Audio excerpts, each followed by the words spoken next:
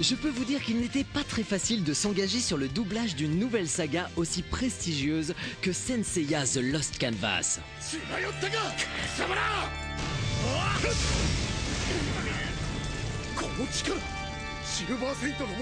Surtout quand les fans de la première heure avaient en mémoire le souvenir vivace des voix charismatiques de la première série diffusée au Club Dorothée.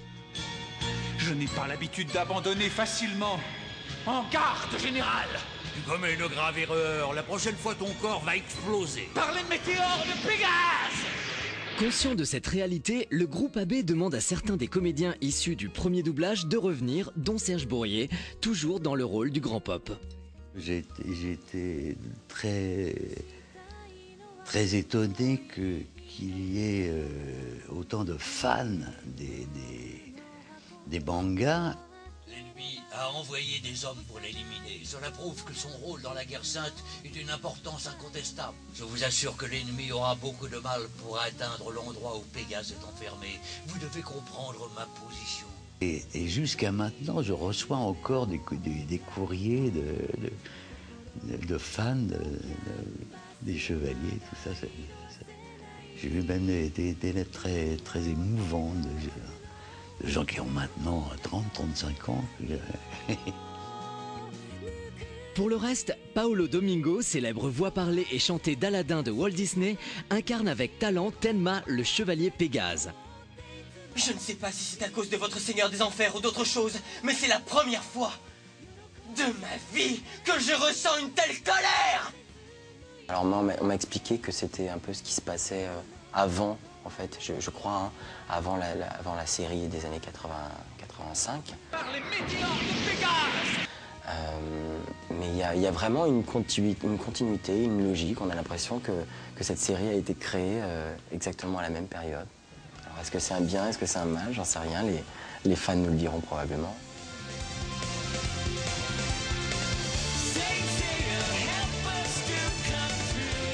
Et Johan Sauver, ah bah oui, c'est moi, eh bien j'endosse le rôle ambigu d'Alone, la réincarnation d'Hadès. La dualité d'Alone, ça c'est super à jouer. Voilà, d'avoir commencé en étant son meilleur ami et de l'être tout. Je pense qu'il le ressent toujours et il le vit super mal à mon avis, son côté obscur et le côté sombre de ce personnage, ouais, c'est super à jouer. Mes chers spectres, vous qui formez mon armée personnelle, regardez bien. Tout cela sous la houlette de Monica Lavinska, en charge de la direction du doublage, qui prête en parallèle sa jolie voix à Sacha, la réincarnation de la déesse Athéna. Non, attendez!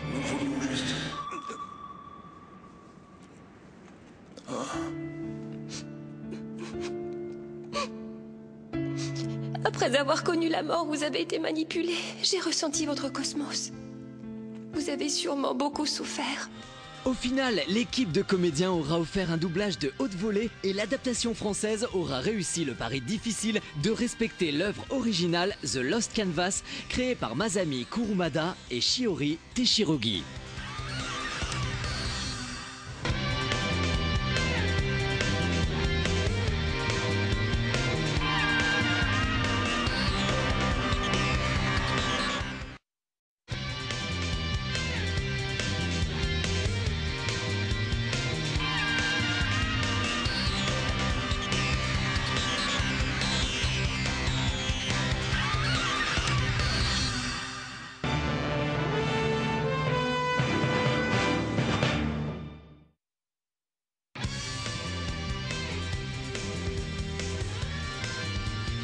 Je peux vous dire qu'il n'était pas très facile de s'engager sur le doublage d'une nouvelle saga aussi prestigieuse que Senseiya The Lost Canvas.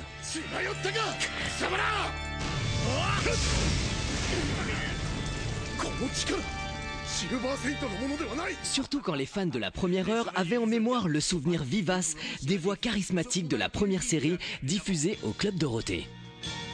Je n'ai pas l'habitude d'abandonner facilement. En garde, général!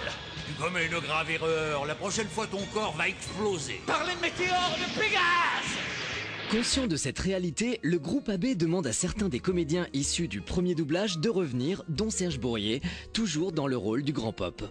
J'ai été très étonné qu'il qu'il y ait autant de fans des mangas.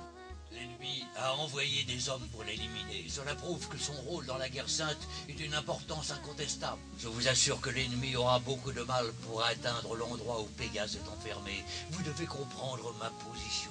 Et jusqu'à maintenant, je reçois encore des courriers de fans des chevaliers, tout ça. J'ai eu même des lettres très, très émouvantes de gens qui ont maintenant 30-35 ans.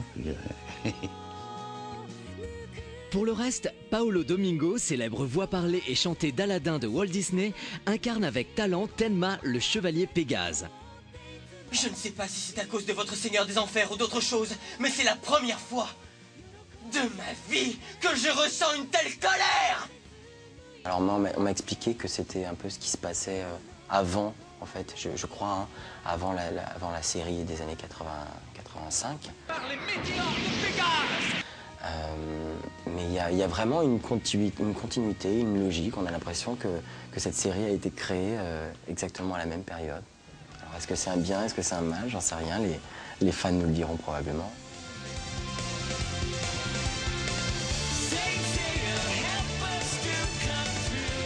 Et Johan Sauveur, ah bah oui, c'est moi, eh bien j'endosse le rôle ambigu d'Alone, la réincarnation d'Hadès. La dualité d'Alone, ça c'est super à jouer. Voilà, d'avoir commencé en étant son meilleur ami et de l'être tout. Je pense qu'il le ressent toujours et il le vit super mal, à mon avis, son côté obscur et le côté sombre de ce personnage. Ouais, c'est super à jouer. Mes chers spectres, vous qui formez mon armée personnelle, regardez bien. Tout cela sous la houlette de Monica Lavinska, en charge de la direction du doublage, qui prête en parallèle sa jolie voix